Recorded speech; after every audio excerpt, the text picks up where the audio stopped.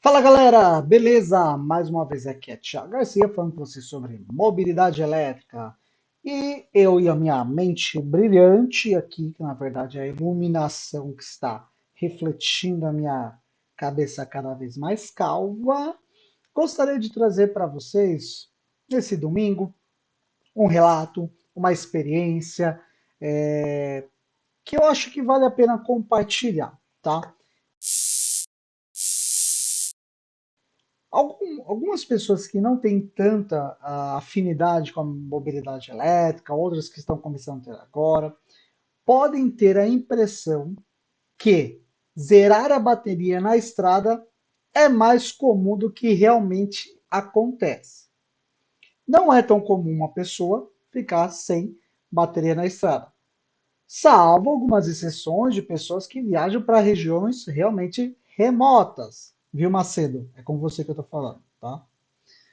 Mas, tirando esses casos, geralmente as pessoas se preparam para fazer a autonomia que o carro tem, rodar por rodovias que conhecem a infraestrutura, que sabe que vai ter um ponto de apoio, um suporte para uma recarga emergencial.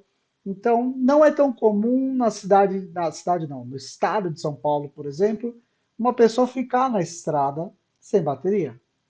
Não é comum, quer dizer que não aconteça. E foi exatamente o que aconteceu nesse domingo com um colega nosso, um associado da Bravei. Ele ficou sem bateria a 500 metros do carregador. A questão é a seguinte: vamos entender exatamente o que é essa bateria, tá? A bateria, na verdade, é assim: quando a gente fala de bateria de carro elétrico, ela é um conjunto de elementos. Inclusive, não é somente uma bateria, são várias. E no caso a gente chama de célula, tá? A célula pode ser prismática, pode ser, no caso, empíreas, entendeu? Tem vários formatos. E aí, junto disso, você tem outros elementos, como módulos, como sistemas de gerenciamento, que é o BMS. Então, ele trabalha em um conjunto, tá? Mas o que é importante vocês entenderem primeiro, antes de eu falar desse relato? A bateria, ela trabalha com química, tá? E o carro sabe melhor que a gente que trabalhar com um nível muito baixo de energia na bateria para ele é prejudicial. Muda a forma da química trabalhar quando está com um nível muito baixo. Então, semelhantemente a uma caixa d'água de um edifício que tem aquela reserva de incêndio, digamos que a bateria também tem a sua reserva de incêndio, tá? Então, dificilmente, não quer dizer que isso não aconteça, mas dificilmente uma bateria de veículo de alta voltagem, ela vai se esgotar completamente. O carro ele vai se desligar antes que isso aconteça realmente, tá? Então, essa é a diferença da capacidade total da bateria e a capacidade nominal, ou seja, aquela que o carro trabalha, tá bom? Então, imagine que um carro que tem uma bateria de trabalho de 66 kWh, provavelmente a capacidade total da bateria vai ser uns 70, 75, tá? Você tendo as informações técnicas do carro, isso fica muito mais claro de entender, ok? E nesse caso, o carro ele percebe quando vai se esgotar, então ele entra naquela tartaruguinha, né? Quando você baixa, né, o nível, vai a 20%, ele já entra no modo tartaruga, que é para diminuir a potência do carro, diminui o consumo exagerado do veículo e te dá maior probabilidade, maior chance, uma maior autonomia para chegar até um carregador. E se mesmo assim não for suficiente, ele vai falar, ó, parei, porque senão essa brincadeira vai sair cara. Então ele vai diminuindo a potência gradativamente para você conseguir encostar seu carro em uma área segura, num acostamento, tá? E ali ele não trava o motor, ele desliga a energia para o motor e ali você freia, porque você está usando a bateria auxiliar para os demais sistemas do carro. Né? Então, a bateria 12 volts vai ser utilizada para parar o carro de forma segura. Até alguns casos, o que pode acontecer? Essa bateria 12 volts, ela também se esgotar e o carro travar por conta disso, entendeu? Aí ele não aciona o freio, ou no caso ele trava o freio de estacionamento, você não consegue rebocar, então por isso que não é muito agradável de acontecer isso, em principalmente alguns modelos específicos, ok? Mas ok, esse colega nosso parou o carro no acostamento a 500 metros do ponto de carregamento. E aí, José, como é que a gente faz?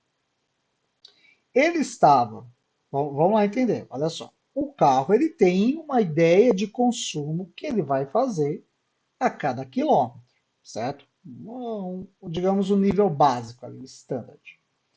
Só que ele estava, esse colega nosso, em uma rodovia 120 km por hora, ele estava com ar-condicionado ligado e ele não estava dosando muito o pé, não. Estava no modo esporte. Safadinho. Ok, beleza. O carro estava calculando ali isso. Ele falou assim: olha, você tem 2% da bateria, nessa pegada sua, você vai conseguir rodar mais 10 quilômetros. Era exatamente o que ele precisava. O problema é quando mudaram-se os parâmetros de cálculo. O que aconteceu exatamente? Se aproximando do carregador, ele fez o retorno na rodovia e ali, quando ele passou por debaixo da pista para voltar para ela, o que você encontra? Uma subida. Exatamente. Então, nesse caso, o carro ele teve um novo parâmetro de consumo. Para fazer aquela subida, ele consumiu mais. E aí, quando ele percebeu que ele estava consumindo mais naquela condição, ar-condicionado ligado, modo esporte e subida, aí ele falou: não vai dar para chegar. Esses 2% não vão ser suficientes, não tenho 10 quilômetros, vou parar aqui. Catou a bola e foi embora para casa. Né? Foi isso. O carro desligou, mesmo em teoria faltando 10 quilômetros de autonomia. Aí, o que eu falei para esse meu colega? Meu amigo, calma. Antes de você chamar o guincho da concessionária, da rodovia, desliga, aguarda alguns instantes, alguns minutos e liga novamente.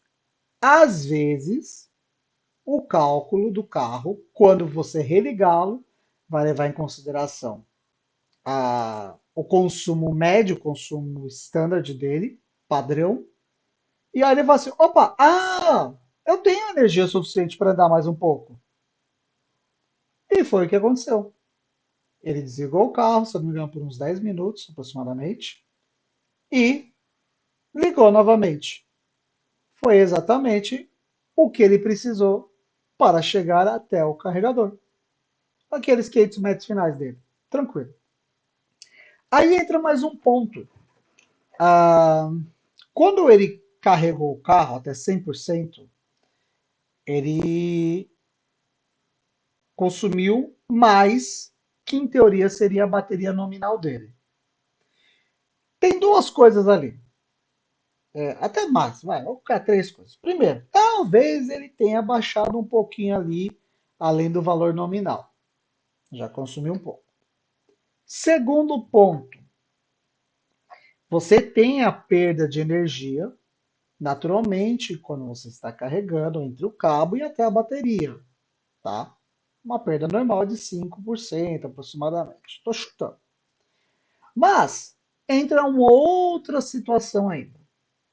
Quando você está em rodovia, em alta velocidade, você está gerando um consumo maior de energia, logo você está gerando mais calor para a bateria.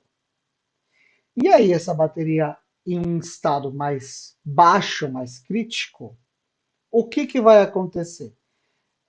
Quando você for carregar. Além da bateria já estar aquecida pelo trabalho, ela vai ter a injeção de energia que vai gerar mais calor para ela. Logo, o carro vai ter um esforço maior para manter a temperatura adequada para aquela bateria, para ela não ser prejudicada. O que isso significa? Sistema de resfriamento, que consome energia.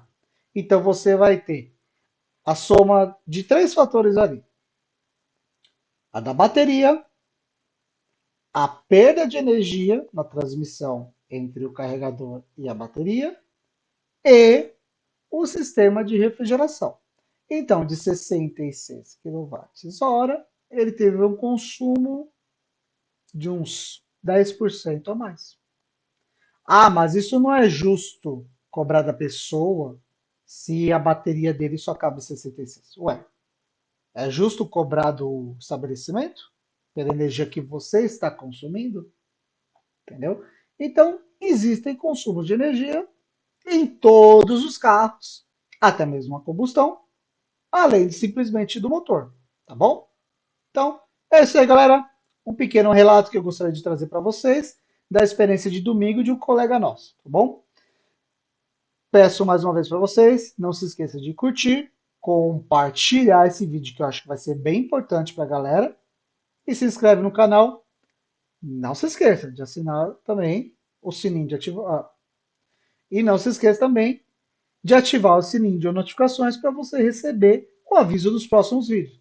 Valeu, galera. Até mais.